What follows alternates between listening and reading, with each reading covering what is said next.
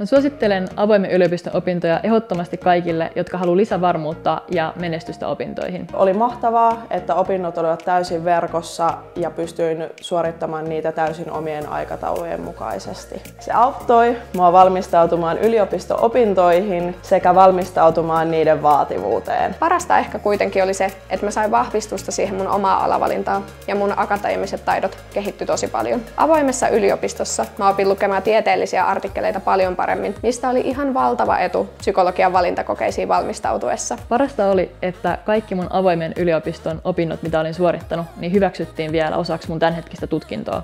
Eli mä pääsin etenemään paljon nopeammin mun opinnoissa. Avoimen yliopiston opintojen aikana oppin paljon itsestäni ja tavoitteistani. Sain paljon teoriaa, käytännön osaamista sekä taitoja aikataulutukseen ja itsearviointiin. Mä suosittelen avoimen yliopiston opintoja etenkin nuorille, jotka eivät ehkä tiedä vielä, mitä jatko-opintoja haluaisivat suorittaa ja haluaisivat lisävarmuutta.